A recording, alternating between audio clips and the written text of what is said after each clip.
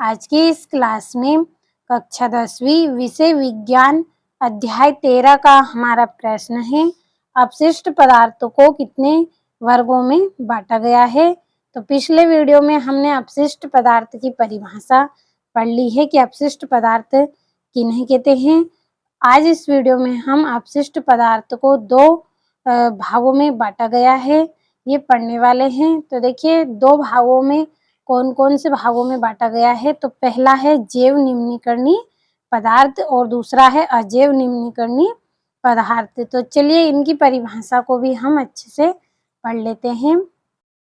देखिए, ये हमारी जैव निम्नीकरणीय पदार्थ की यहाँ पे परिभाषा है। तो वे पदार्थ जो सूक्ष्म जीवों द्वारा आसानी से अपघटित हो जाते हैं तथा अपघटन के बाद हानिकारक पदार्थ नहीं बनाते हैं, जैव निम्नीकरणीय पदार्थ कहलाते हैं।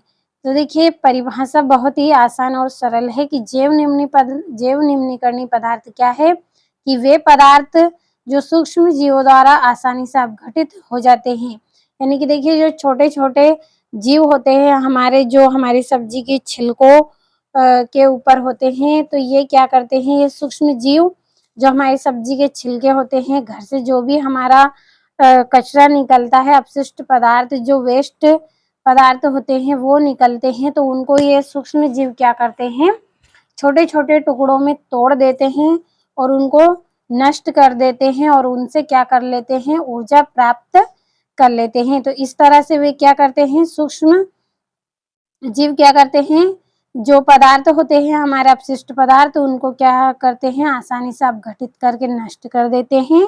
और उससे क्या होता है, देखिए, कोई हानिकारक पदार्थ भी नहीं बनते हैं, उससे कोई अवशेष बचेगा नहीं, तो हानिकारक पदार्थ भी नहीं बनेंगे।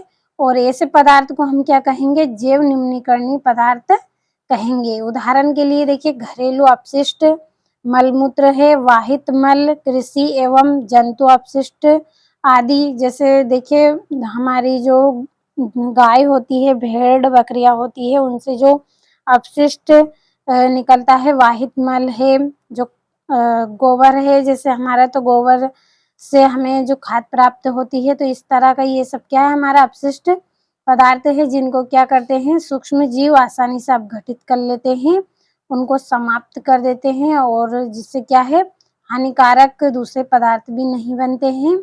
ऐसे पदार्थ को हम क्या कहेंगे, जैव निम्नीकरणीय पदार्थ कहेंगे। यानी कि देखिए, जैव निम्नीकरणीय का मतलब है, आपको सिर्फ इतना ही याद रखना है कि जो जैव निम्नीकरणीय पदार्थ होते हैं, यह एक ऐसी प्रक्रिया है जिसमें क्या करते हैं, उपयोग होने के बाद भी जो अवशेष बचता है उसको भी सूक्ष्म जीव क्या करते हैं, आसानी से समाप्त कर देते हैं, आसानी से समाप्त कर देते हैं, जिससे क्या है, कोई हानिकारक पदार्थ भी नहीं बनते हैं।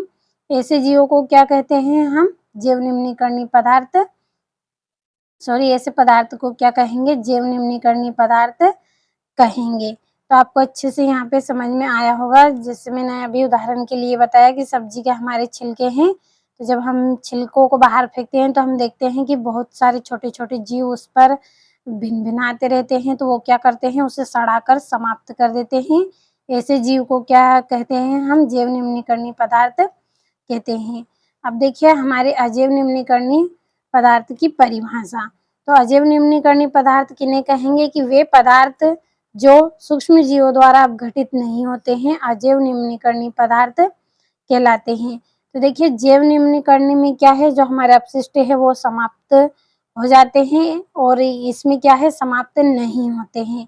उदाहरण के लिए देखिए, विभिन्न कृषि रसायन, पॉलीथीन, कृत्रिम रेशे आदि। जैसे देखिए, हमारी प्लास्टिक है, प्लास्टिक की बोतलें हैं, थैली हैं, तो ये क्या है, इनको सूक्ष्म जीव अलग अलग नहीं कर सकते, इनको समाप्त नहीं करेंगे। अगर देखिए, हम इनको अगर खेत में भी जाकर गाड़ देंगे या जमीन के अंदर अगर हम इनको गाड़ेंगे और 4-5 साल बाद भी या 10 साल बाद भी हम इनको निकालेंगे, तो पॉलीथीन है वो हमें ऐसी ही निकलेगी, उसमें कोई फर्क नहीं आएगा, ना तो वो सड़ेगी और ना ही वो गलेगी। तो ये क्या है, ये पदार्थ अपघटित नहीं होते, यानी कि ये नष्ट नहीं होते हैं। इस तरह के पदार्थ को क्या कहेंगे, अजैव निम्नीकरणीय पदार्थ कहेंगे। तो आपको परिभाषा अच्छे से समझ में आई होगी कि वे पदार्थ जो सूक्ष्म जीवों द्वारा अपघटित नहीं होते हैं, अजैव निम्नीकरणीय पदार्थ कहलाते हैं। उदाहरण है विभिन्न कृषि रसायन, पॉलीथीन, कृत्रिम रेशे